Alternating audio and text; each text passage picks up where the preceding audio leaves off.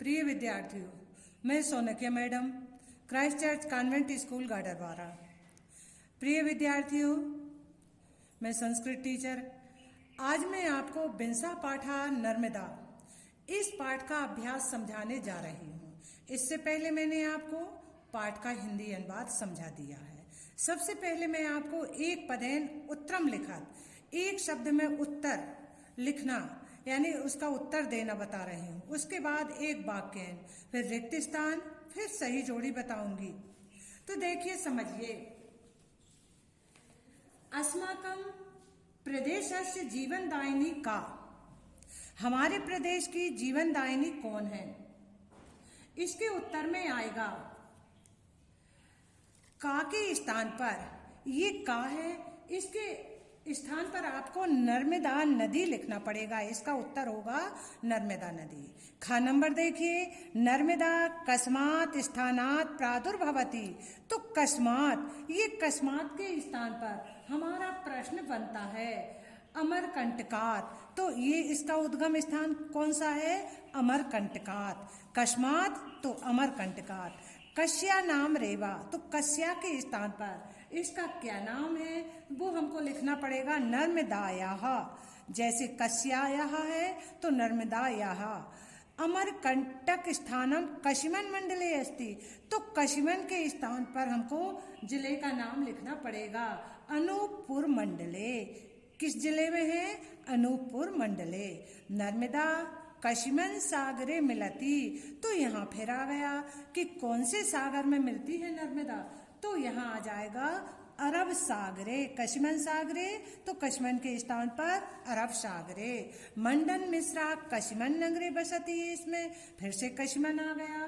कशिमन के स्थान पर लिखेंगे मंडलेश्वर नगरे। मंडन मिश्र कहाँ बसते थे? मंडलेश्वर नगरे।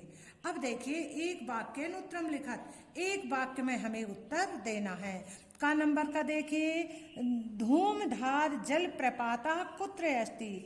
धुआंधार जलप्रपात कहाँ है? तो हम कुत्र के स्थान पर, वैसे पूरे वाक्य में देंगे पर कुत्र के स्थान पर ही इसका आंसर होगा धूमधार जलप्रपातः जवालीपुर नगरे भेड़ाघाट नाम के स्थाने अस्ति। तो कहाँ है? जवालीपुर नगरे भेड़ाघाट नाम के स्थाने अस्ति। सेठानी घाट स्थानम कशिमन नगरे अस्ति, तो कशिमन के स्थान पर आएगा। देखिए, सेठानी घाट स्थानम होशंगाबाद नगरे अस्ति। कशिमन के स्थान पर क्या आएगा? होशंगाबाद नगरे अस्ति। ओंकारेश्वर नगरे किम नाम ज्योतिर्लिंगम। ओंकारेश्वर नगर में कौन सा ज्योतिर्लिंग है? तो ओंकारेश्वर नगरे ममलेश्वर नाम कौन सा है? किम के स्थान पर? ममलेश्वर नाम ज्योतिर्लिंगम। घा नंबर देखिए, सरदार सरोवर बांधवा कश्याम नद्धाम अस्ति। तो कश्याम के स्थान पर लिखेंगे सरदार सरोवर बांधा नर्मदा नद्धाम अस्ति। कौन सी नदी पर है? नर्मदाम नद्धाम अस्ति। बंधई के लाभा, बांधों से कौन कौन से लाभ हैं? बंधई विद्युत उत्पादनम, भूमि सिंचनम, जलम परिवहनम, अभ्यारण्यम निर्माणम, पर्यटन स्थल निर्माणम इत्याद्यो विविध लाभाः भवन्ति। अब उचित शब्द से रिक्त स्थान की पूर्ति करना है। दो दो शब्द दिए हुए हैं, तो जौन सा उचित है वही हमको भरना है। तो देखिए, नर्मदा अपरम नाम, तो नर्मदा का नाम क्या है? मेकल सुता। क्या नाम है? मेकल सुता। नर्मदा नदी खालिस्तान जीवनदायिनी कथ्यते, तो किस प्रदेश की जीवनदायिनी है? तो यहाँ आएगा मध्य प्रदेशस्य जीवनदायिनी कथ्यते। अमलेश्वर ज्योतिर्लिंगम खालिस्तान अस्ति, तो कहाँ है ये? ओंकारेश्वर नगरे। क्या आएगा? ओंकारेश्वर नगरे। आद्य शंकराचार्यस्य गुरु नाम खालिस्तान अस्ति, तो आद्य शंकराचार्य के गुरु का क्या नाम था? गोविंद पादाचार्य चार्याः, ये उनके गुरु का नाम था। बरगी बांधा अस्ति, बरगी बांध किस पर है? नर्मदायाम। किस पर है? नर्मदायाम। आया समझ में ये रिक्त स्थान? अब सही जोड़ी मिलाना है। महाराजपुरम नर्मदायाः विलयः गोविंद पादाचार्यस्य आश्रमः जवालीपुरम धूमधार जलप्रपातः। तो देखिए महाराजपुरम की बनेगी मंडला नगरम से। आया समझ में? दूसरा है नर्मदा विलयः। तो नर्मदा कहाँ जाकर विलय होती है यानी मिल जाती है? तो ये आएगा अपना अरब सागरे। गोविंद पादाचार्य से आश्रम, ये आश्रम कहाँ है? ओंकारेश्वर नगरे। जवालीपुर में क्या है? जवालीपुरम का नाम क्या है? जबलपुर नगरम। आया समझ में? जबलपुर नगरम।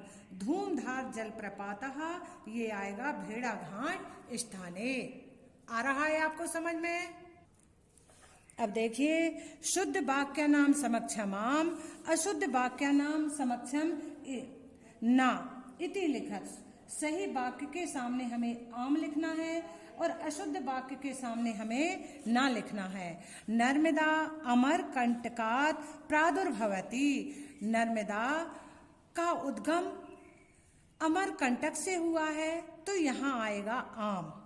रेवा नर्मदायाः अपरम नाम अस्ति। रेवा नर्मदा का ही दूसरा नाम है तो यहाँ भी आम आएगा। नर्मदायाम सरदार सरोवर बंधवा अस्ति। नर्मदा पर सरदार सरोवर बांध है तो ये भी आम आएगा। मेघदूते नर्मदायाः वर्णनम नास्ति। तो नास्ति लिखा है इसलिए ये ना आया, क्योंकि मेघदूत ने नर्मदा नदी का वर्णन किया है और इसमें आया है नहीं किया, इसलिए ये ना आएगा। पुराणेषु नर्मदायाः वर्णनम अस्ति। पुराणों में नर्मदा का वर्णन है तो यहाँ आएगा आम। अब हमें संधि विच्छेद करके लिखना है। गहनारण्येषु, इसका हमें संधि विच्छेद करके नाम बताना है तो इसका आएगा गहन धन अरण्येषु। गहन धन अरण्येषु ये दीर्घ स्वर संधि का उदाहरण है। अब आया है अत्रैव। अत्र धन एव, अत्र धन एव बराबर अत्रैव वृद्धि संधि का उदाहरण है। तीसरा है अवलोकन धन अर्थम। अवलोकन धन अर्थम, ये कौन सी संधि का उदाहरण है? दीर्घ स्वर संधि का उदाहरण है। इत्यादयः, इति धन आदयः, ये यण संधि का उदाहरण है। अब समास विग्रह करना है। समास विग्रह करके हमें नाम बताना है। अभयारण्य निर्माणनम, तो इसका आएगा अभयारण्यस्य निर्माणम। इसका आएगा अभयारण्यस्य निर्माणम। निर्माण इति षष्ठी तत्पुरुष। अभयारण्यस्य निर्माण इति षष्ठी तत्पुरुष आएगा। फिर है देवालयः। देवस्य आलयः इति। देवस्य आलयः इति षष्ठी तत्पुरुष का उदाहरण है। गा नंबर है घंटा नादः।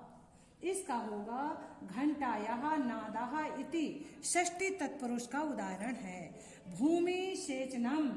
भूमिः सेचनम इति, ये भी षष्ठी तत्पुरुष समास का उदाहरण है। आया आपको समझ में? तो बेटा मैंने आज आपको पूरा पाठ समझा दिया है, हिंदी अनुवाद भी समझा दिया है, भाषा अनुशीलन पूरा समझा दिया है। आपको समझ में ना आए तो आप वीडियो में से देख सकते हैं। धन्यवाद।